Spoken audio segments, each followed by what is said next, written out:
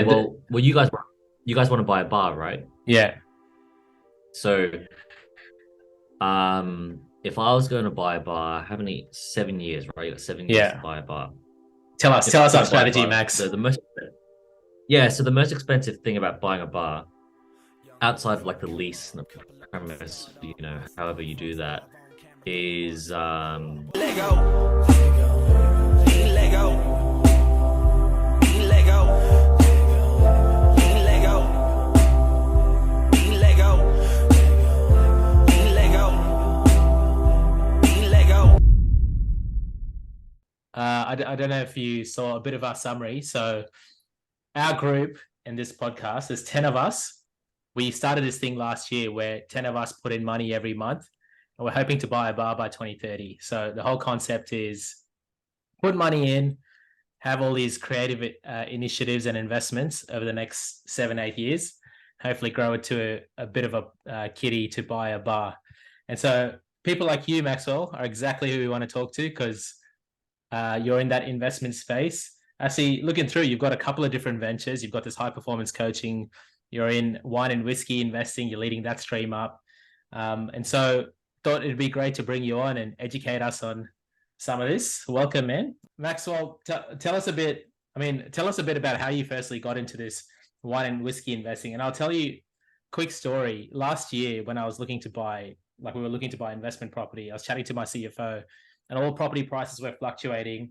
And he's like, mate, if you want to put your money into somewhere that will actually increase and you're guaranteed something that's scarce, guaranteed you're putting your money into something that's scarce that will increase, put it in whiskey because he's got a whiskey barrel that he's invested in. And I was like, wow, I didn't even know that was possible. So would love to chat to you about that and all that space. So tell us about it, Maxwell. How did you get into it? Tell us about the uniqueness of that space as well. yeah, absolutely. Thanks, boys.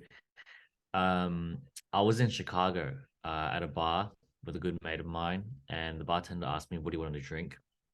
And then I said, "An old fashioned." And he says, "Oh, bourbon or Scotch whiskey." I said, "Oh, well, of course, Scotch whiskey, right? I'm not American." And then he says, "Do you want to drink a Macallan 18 or Macallan 12?" And for those people listening who don't know, Macallan's like the Ferrari of whiskey, very famous, high Yeah. end, you know, well known brand globally. And um, I ordered the 18. I drank it. I thought, wow, this thing's delicious. I've never had an 18 before. And Yeah. then my friend who hates whiskey drank some. He ended up drinking like half of it. And then I thought, wow, we're just gonna drink these all night. So then I speak to the bartender and then I say, how much was this? And he said, 125. I said, no. Not how much is a tab. How much is this drink? And he said, Yeah. 125. So that's 125 US dollars plus tip, right? Like 200 Australian dollars. Yeah. And Wowza. then I thought to myself, oh shit, well, I'm committed now. So then I said, Yeah. how much is the 12? And he said, 25. And then like a light bulb went off. And I was Yeah. like, wow, so what I know about these two drinks is that it's same liquid. Yeah. It could have been made the same year, and most of it's water. It's Yeah. just water sitting in a barrel, and it's water sitting in a barrel, in a warehouse for just 6 years longer. Yeah. And the Yeah. difference on the top end is 500% return. Mm. So show me a stock, a property, show me anything that can get you 500% return in 6 years,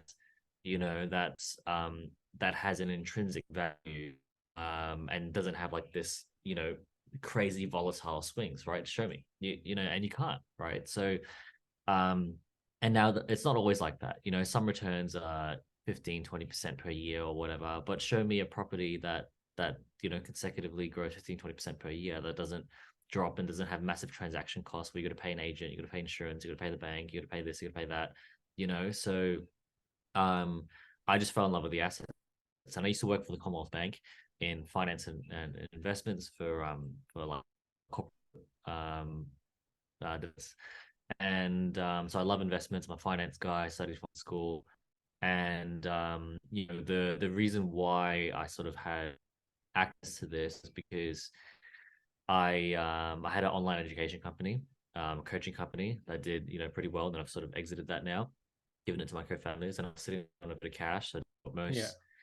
most, sort of young 27-year-olds would do at the time. I gave some, I put some into property, I put Yeah. some into a tech startup, and then I find alternative for the rest. So that was where I found whiskey first, and then I found wine after, and then I was introduced to wine investment from this company that I work with now.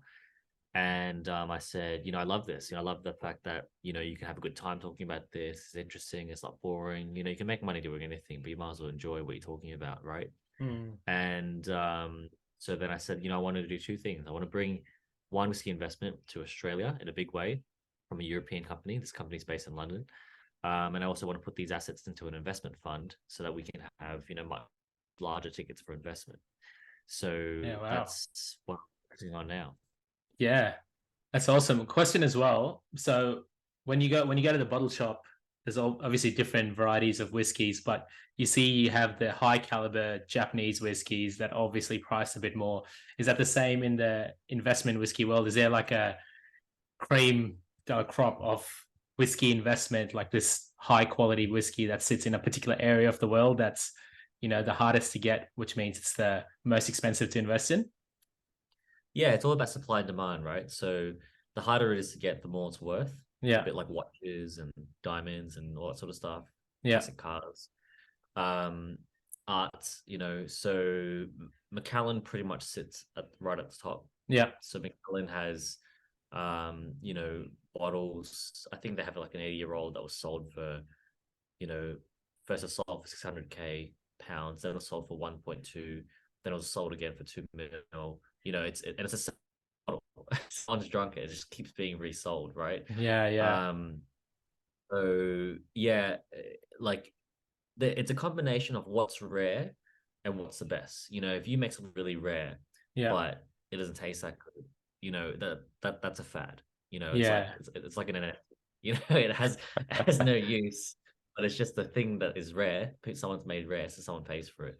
So Yeah. you gotta have that perfect blend between amazing quality, and very scarce, and also an amazing brand. A lot of these whiskey companies, wine companies, they've got like 2, 3, 4, 500 years branding, right? Yeah. So they've been around longer than pretty much all other companies on the planet, which means that they've got 2, 3, 4, 500 years of customers.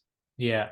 And so you guys basically, when someone's keen to invest, they come to you guys and you guys help them put their money in a place that aligns with their passion and their investment dollar spend.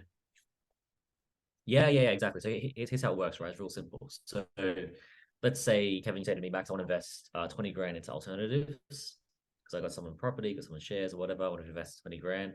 And I'll say, okay, great. What's your timeline? Look, I don't need the money for around 5 years. Maybe 5 years from now, I want to put it towards a house deposit with my wife. Yeah. I say, okay, great. Well, let's see if we can turn that 20 into 40, or maybe even a little bit more in 5 years. So then I would then build a portfolio for you, based on that 5-year goal. So basically in and out in 5 years. Or if you need a bit more time, then we could do a bit more, like you earn a bit more. But 5 years is like the bare minimum. Yeah. And then I'd probably create a portfolio around about 70% wine, 30% whiskey. And then show you the bottles, help you to understand, why it's a good pick. And in working with us, you get a few advantages. First of all, you're buying at wholesale price. You're not paying like the Dan Murphy's price. Yeah. You're not paying Australia sales and alcohol tax. You're buying it because we're able to buy it at such a wholesale price. We can basically absorb insurance and storage for you, so you don't need to worry about that, transport, all that sort of stuff. The assets will most likely be held. It depends where you buy it, what you buy, but they'll most likely be held in London. Yeah. Then when they're held in London, London, they pay the highest prices for these types of assets. So we've already got them where they're going to be sold. You know what I mean? So you don't buy them in Australia, then ship them all the way to London and sell them. We buy and sell and trade you in and out in London. Yeah. And then yeah, we just give you the your principal plus your profit back in 5 years. Yeah. Now, the question that everyone asked me is, oh Max, if I buy like 10 bottles, whatever, and 7 do really well, can I drink 3? And and the answer is of course yes, because when we build this portfolio for you, you own it. You know, like we can't sell it without your permission. So you got full control over it. And it's amazing. You know, everyone says, yeah, I want to make as much money as possible. I want to double my money. And sometimes we can help people double their money in 3 years, right? And doesn't happen all the time, but you know, sometimes some certain things happen in the market and it does really well. And then what happens is they're like, oh yeah, 3 years. But then when we show them their bottles have doubled in 3 years, they start to get a sense of, so I've got something really special. You know, something, you know what I mean? I've got something really rare. You know, like I've got like an Aston Martin DB5 in my wine whiskey portfolio. And then they say, oh, I'll hold on to it a little bit longer, a little bit longer. And so everyone pretty much doesn't sell. Yeah. By the time we get to that point, they realize if you sold that, you can't get it again. Yeah, you know what true. I mean? Yeah. So there's a bit of like this trophy aspect of it as well, which makes it very sexy. And you know, we also have an app that shows you your returns, your gains, the bottles or whatever. If you take that app and you take it to a sommelier at any restaurant in Sydney, their jaws will drop. Yeah. Because they'll say, how did you get that? You know, how did you get your hands on that? It happens all the time. We had a client that wanted to invest 20, and she took the portfolio we gave her, brought it to a sommelier friend, showed it to her, and his jaw dropped, and she said, okay, I want to invest 40. Yeah. This is the real deal. Because she said, yeah, it's a real deal. If I can get my hands on this type of stuff.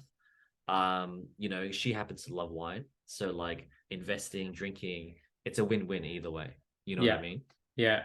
Actually, you were in London for like 2 years. I feel like the whiskey investing scene isn't as big here. Like I only just heard about it through our CFO. Was there talk around this in London when you're there? Not properly, but the drinking game is much bigger and much older, like Max was saying, right? So I think if you look back at like Australian whiskies here, like only a few come to mind properly, and it's pretty pricey, right? Like whereas like when you're in Europe, like you access to Scotland, you access to like a lot of good regions, and within those regions you can obviously taste like whatever you want as well. So I think that's huge, and London just became that central hub for everything, right? So you know, you're in Spain, you know, having your sangria, and then you're pretty much out in Scotland knocking back some like actual proper Scotch whiskies. You know, it's pretty much sky's the limit, right? So and I think that's what I found really interesting. It was just the access to it all. Whereas I found in Australia, by the time we get anything in, you're paying like a relatively high premium for something that you're taking a gamble on trying to drink. Right? Yeah, exactly right. So yeah, I found that. Well, you guys want to buy a bar, right? Yeah. So, if I was going to buy a bar, how many? 7 years, right? You got 7 years to buy a bar. Tell us our strategy, Max. So the most expensive thing about buying a bar, outside of like the lease and the premise, you know, however you do that, is the inventory. You know, like for example, in London, all the big restaurants, they had to sell their inventory to just to pay for their lease, you know, during COVID, right? Because they couldn't earn any money for 2 years, so they're just dipping into credit and selling inventory and whatever. And everyone was drinking, so you could get great prices. But then they open up day one, no inventory. You know, where do they find £400,000? You know, $500,000. You know, you can't find that anywhere, right? Especially for a restaurant that's just opened. And we created a product where we allowed clients and restaurants and hotels and things like that to sell our stock on consignment. So what that means is that because our stock is held by an investor, we could then say, hey, look, this is already paid for by an investor. We've already agreed a minimum price with the investor. That ticks the box for the investor. How would you like to open up day one with $1 million worth of inventory that you don't have to pay for? You know, and they're like, oh my God, where do I sign? Right. So, you know, we do that for bars, restaurants, and all that sort of stuff. And also, if you really want to get ahead of the game, you know, like I said, like where else would you find a slow and steady, but you know, often double-digit return investment, where, for example, you might pick, okay, we want these scotches in our bar. We'll buy them today, right? At say 30 cents on the dollar, because you're buying it 7 years younger than when you're ready to and then you just bottle it yourself, put it on your bar, and then you've paid 30 cents on a dollar for your inventory just 7 years later. Or if you don't want to do that, you could just exit that at for cash, and then put that towards lease, furniture, refurb, and all that sort of stuff. Yeah, amazing. So how little can someone get into the game? Like, what's the threshold of where you get the minimum and maximum spend? Like, what numbers are we talking here from the guys that come to you? So, obviously the more you spend, the better stock you can get. Yeah. Right. Because some of the stock starts at five grand a bottle. Yeah. If someone wants to dip their toe in, you can start with 5 grand, and I recommend that. I'm like, look, just get comfortable, because it is a funny thing, it's alternative. It's not like property, I'm teaching you something new compared to when you learn how to invest in houses when you were like 10 years old, when you're learning about banks and money and all that sort of stuff, right? So we're really accelerating the education curve, right, for investors. Yeah. So you can start with 5 grand, and you could do 5 grand a quarter for 5 years, and just keep topping up, and then we'll let you know when the good stuff comes out, or when we get a hold of it at a good price, and we'll get you in. Yeah. But like my personal portfolio is about 100. I could buy a lot more, but I'm putting it into businesses and things like that right now, and I've also got a property settling. But I might flip that and then just put it back into wine and whiskey, because it's safer, statistically it's safer, right? And it's fun to talk about. So you could start with 5, you could start with 20. A lot of people from Sydney that we're speaking to, it doesn't really excite them unless they start with at least 25, 40. Some guys are using the super, use super as and they're putting in like 50 with their super to start off with. Yeah. So it's not a financial instrument. It's literally buying alcohol and having it stored in a warehouse overseas. It's an asset. It's not like you're buying shares or whatever. You're buying almost like overseas real estate. Yeah. That's it. Is it wrong as well to say that this isn't as volatile as, well, maybe it's not volatile at all compared to like your shares, property? They move with the markets. They also move with wars and stuff in other parts of the world. Everyone always needs good whiskey, right? I feel like that's the one constant that everyone's always looking out for. So is this much, I guess, not as volatile as all the other assets and stuff that you could invest in? Let me show you a graph so you can see. So this is all major indices during last year, right? Yeah.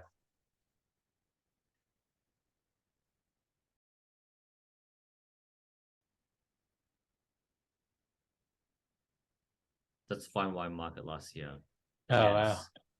Against FTSE, Gold, Hang Seng, S&P. ASX isn't big enough for this exchange, but it'll be the same. So it's basically like a flat line. Yeah.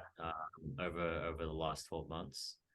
And also on the left here, so BlackRock Capital is the world's biggest investment manager. Yeah. They manage about 10 trillion, and it's 250 mil. So there's pretty much only top 50 name brand wine that's publicly listed, which is Penfolds, which happens to be Penfolds. BlackRock jumped in 2020, bought equal to about 8%, 8.3% of the company. And then, last year and the year before, there's articles coming out that, Penfolds are very confident about their wine going into China, and everyone else is, all the economies are contracting, but Penfolds lift the price of their recession-proof wine because, these wines, whiskeys, they're luxury goods, right? So and also they're very scarce. Like I always tell this story. So champagne's done really well this year. It's done really well over the last 2 years. Like as of right now, Bloomberg put out an article the other week that champagne's overtaken the S&P and gold so far this year, and you got to ask yourself why, right? So people, they haven't traveled for 3 years, so everyone, what is the first thing you do? You're like, oh, okay, now it's time. Yeah, let's book business class, right? Business class flights are sold out all around the world. What happens when you book business class? Usually you get, if you fly with Emirates, as an example, chauffeur picks you up from your house, takes you to Sydney. What do? Offer you champagne. Then you go straight to the lounge. What do? Offer you champagne. Yeah. Then you get onto the plane. What do? They offer you champagne before takeoff. You have another one before you land. And then you get picked up by another chauffeur. You open another bottle of champagne. And then you get to the hotel.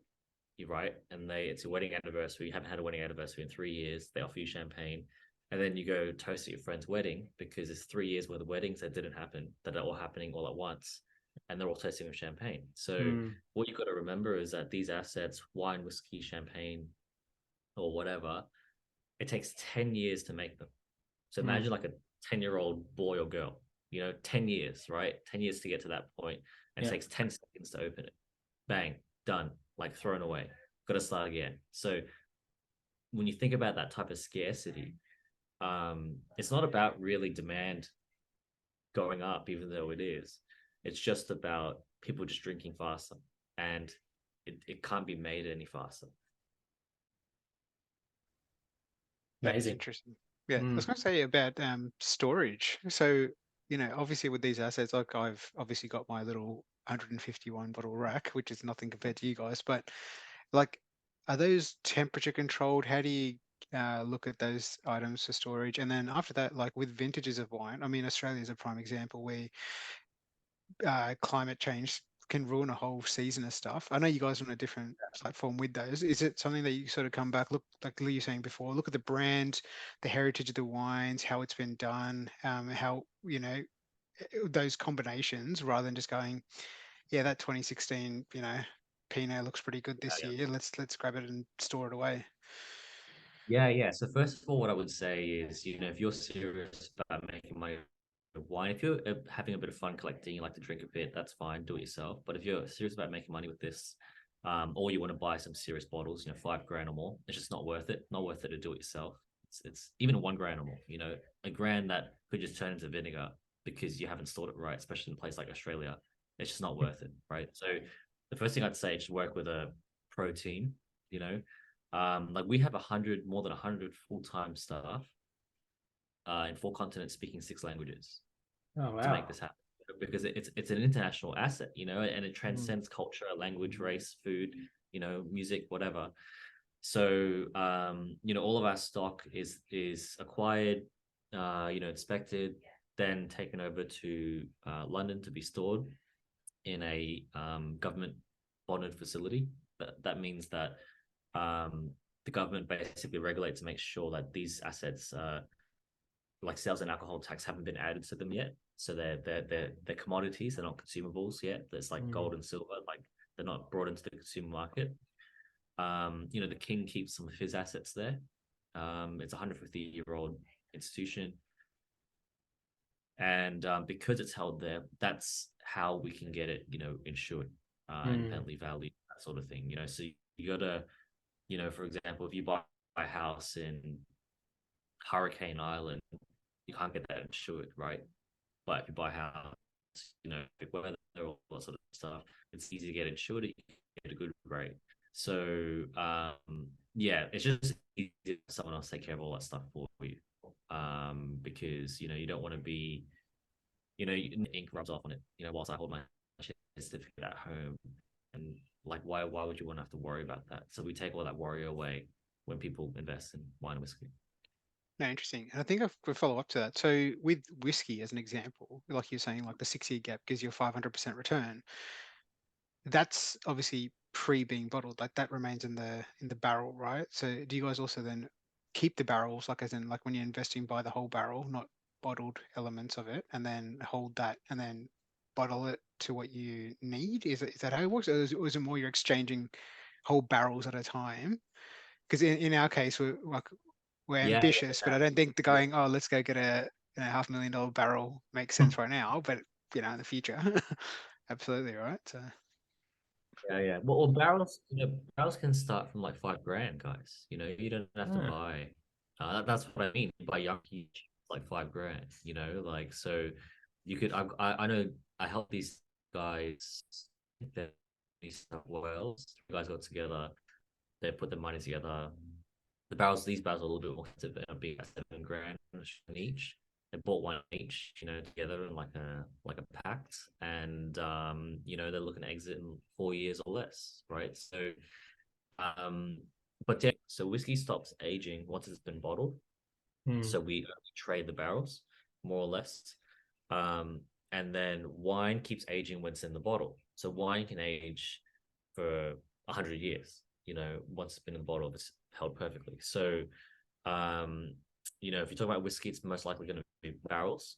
We have as one of my clients, they're Singaporean. They bought a barrel and they love whiskey, and she's definitely going to drink it. And she said, what do I do with it? I said, well, you could bottle it all and drink half and then sell half, or you could just sell the barrel to someone, let them bottle it, and then just buy some bottles from them. Hmm. So you could do anything because you're holding like a commodity. It's like Yeah. holding gold. And it's like, oh yeah, you can make it to a watch, you can make it to a necklace, you can do whatever you want with it, right? Yeah. Amazing. Maxwell, I know you got to jump off in a minute or so. One question we ask everyone, because you're Right. obviously super successful, you've got a massive network. What we're trying to do is build this bar or buy a bar by 2030. Who's the person in your network that you'd recommend we reach out to get on the potty that could be good value and also good advice for us? Yeah, good question. Where do you want to buy this bar in Sydney? Yeah. I mean, it doesn't have to be bar related. We're just trying to think of investment strategies, people that can help us think outside the box, even people to inspire us build our own businesses on the way to buying that bar. So, Yeah. Interesting. I'm trying to think. So I haven't lived in Australia in quite a few years now, but look, guys, I would speak. This might be a little bit boring and not so sexy, but I would speak to a banker, yeah. or like a mergers and acquisition investment banker, because Mm. when people go and buy bars, they they don't really, if you know how to do it right, you don't really need to use any of your own money, so you Mm. could actually buy it a lot sooner than later. Yeah. So I would speak to one of those guys in Sydney. Yeah. Exactly the Yeah. kind of value we love. Thanks heaps for Yeah. jumping on, Maxwell. I saw you're good speaking at a conference too with a couple of big hitters. So good luck at that. And looking forward to Yeah, chatting cool. to you Thanks, again guys. when you're back, maybe in Australia. Yeah, we'll do. Cheers. My pleasure. Ciao. Awesome. Bro, It's how a it's an interesting like concept. mm, like where can you see, does this commodity ever go down? Like is it Yeah, it basically can. guaranteed? It's not guaranteed. Yeah. So so I've wasted plenty of my life and dollars on alcohol and like random luxury goods, which I consider luxury. It's Yeah. really where it comes down to like what the perceived value is to someone else. Yeah. Mm. So let's break that concept down quite well, right? So I'm looking into watches, right? Now, if I say the brand Rolex to you, you'd think, and you've probably seen me at the store, like trying to sign myself up, trying to wait for a watch in 5 years or whatever it is, right? Because I'm like, hey, I can't afford it now, may as well get my name in the list and Yeah. we'll deal with it then, right?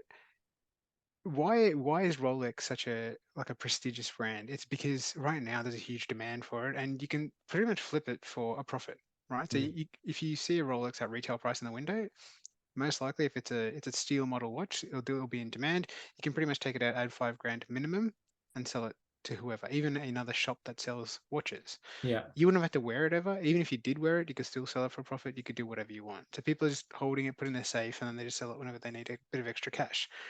And they've done nothing other than putting their name down for a list, and they're selling it now, right? Mm. Now let's apply that same logic to watches. If I say a brand like Jaeger LeCoultre, how many people do you think in your regular game have ever heard of that brand? This watch is more expensive. It's really got a watchmaking history. It's got all these really good bits, and I can guarantee you that a lot of the population, if this was from a Rolex on someone's hand versus this particular watch, you wouldn't care about it. So if I'm now trying to flip the second watch, like a JLC, they call it for short, Yeah. which one do you think I'll be able to sell at a profit?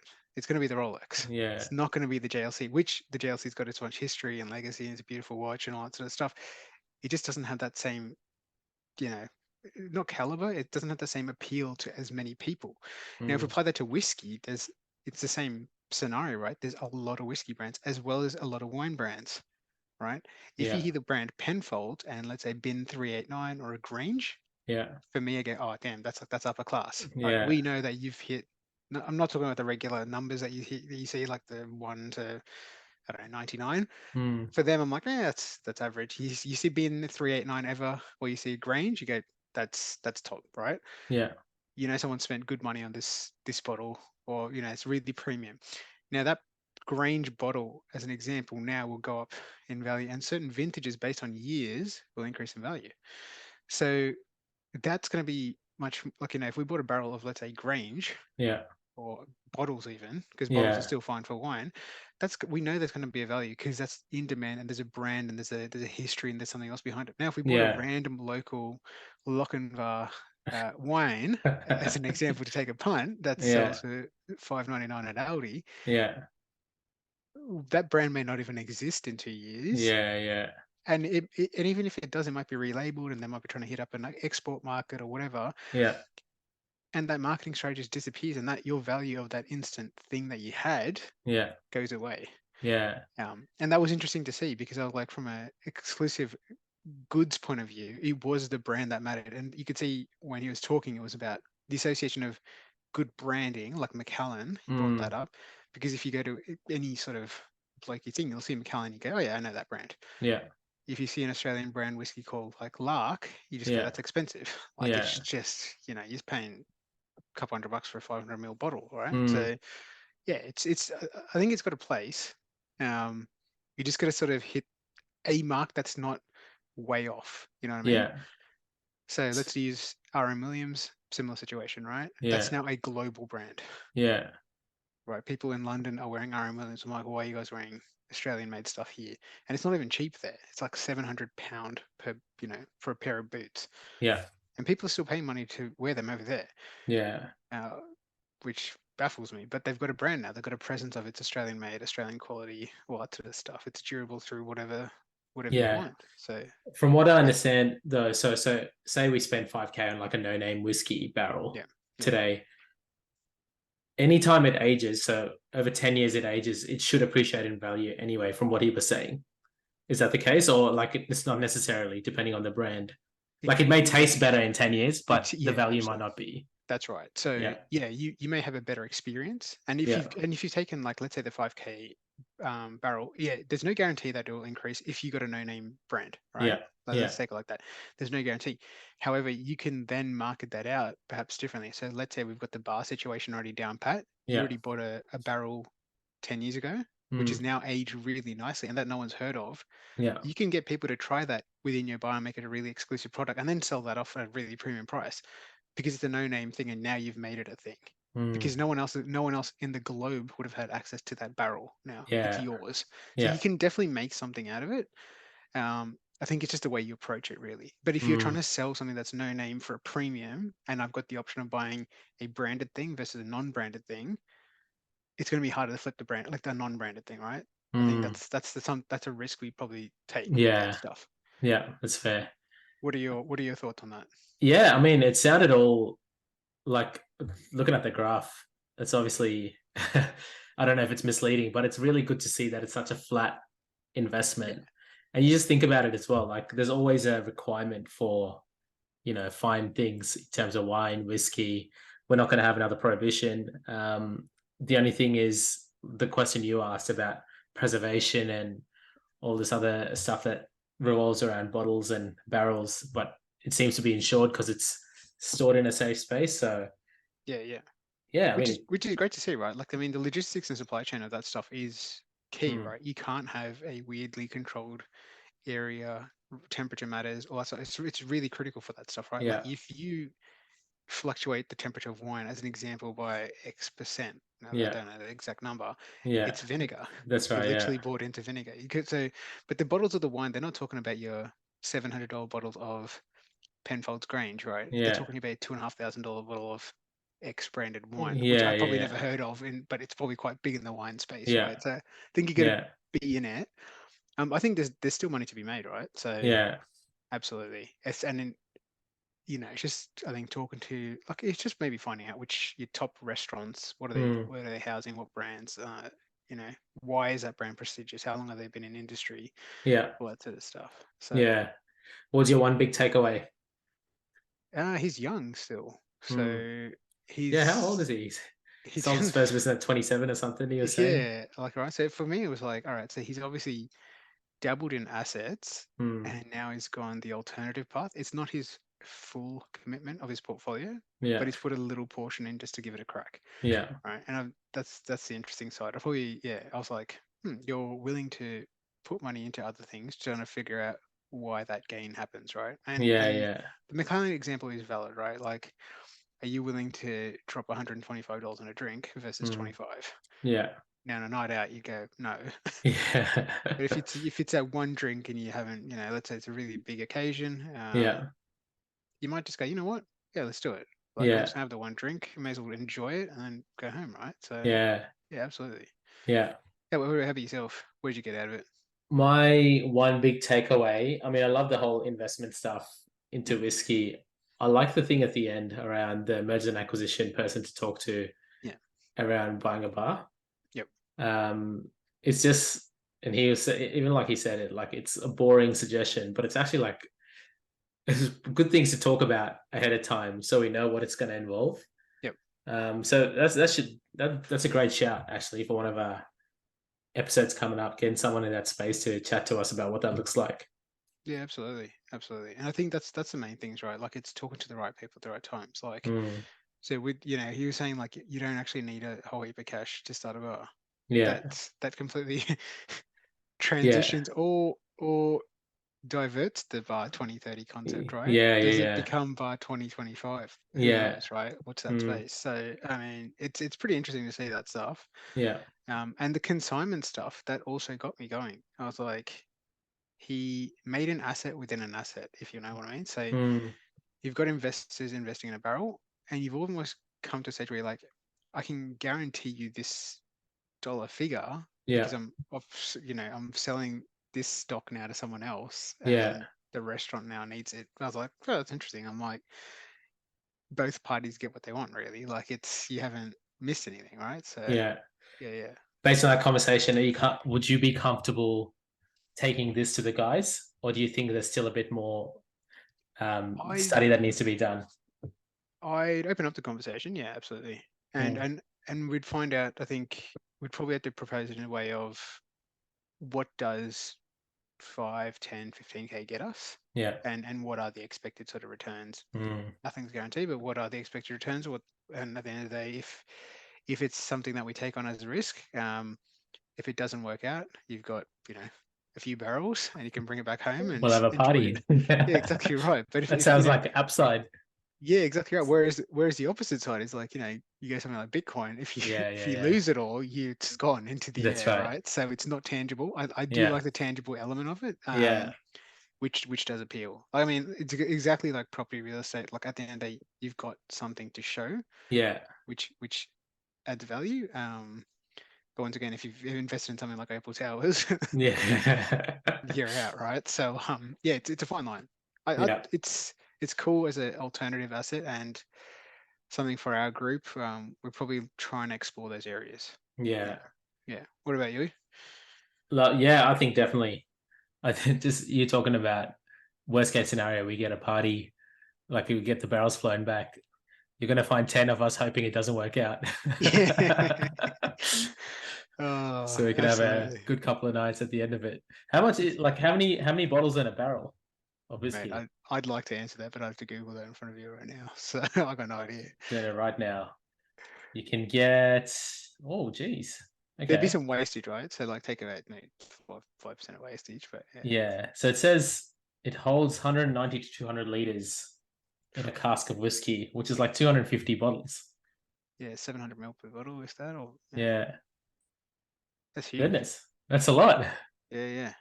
Imagine just shipping that over here. That would, like, Yeah. Yeah. different logistics, right? Yeah. It's a good concept. I mean, like even if you think about it, you've taken the liquid out, Yeah. the barrel itself is worth money as well. You know, like Yeah. there's a lot of stuff like, you know, like you sort of come back and go, even that's got value.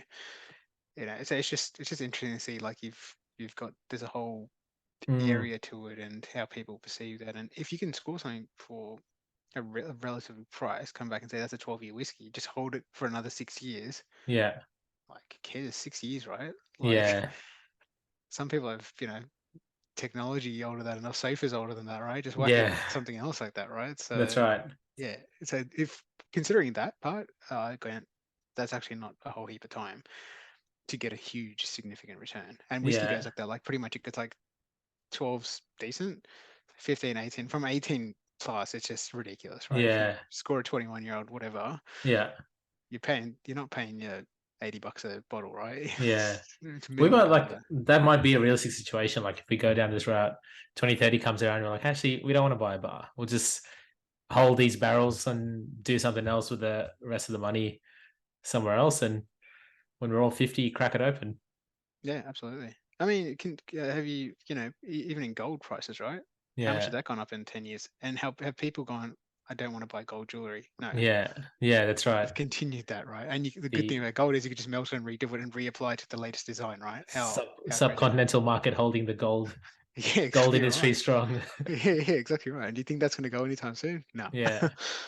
So, and Yeah. that stuff gets passed down. It's all that crazy market, right? So, Yeah. yeah, It's yeah, it's actually funny. Sorry, we'll finish on this.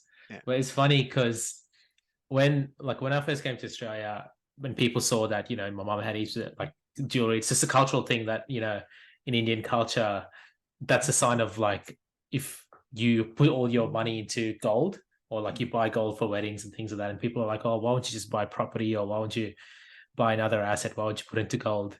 But it's actually smart when you think about it, because that's the only thing that's holding its value, year in, year out. And that's why like it's such a big part of a lot of cultures. So it's just interesting thinking about that. Maybe gold's the play. We'll get a gold bullion as specialist. Right, One of the next exactly chats. right. Because that it doesn't matter what the market does, that everyone will always go back to something that's tangible, Yeah. right? Like Yeah. you can talk every other thing in the world, even Yeah. watches or luxury goods.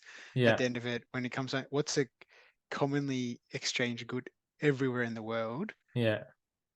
only a couple of things come to mind, and gold's one of Mm. them. And Yeah. that's powerful. Like, that Yeah. is extremely powerful. Yeah. Yeah, good. It's true. It's a wrap.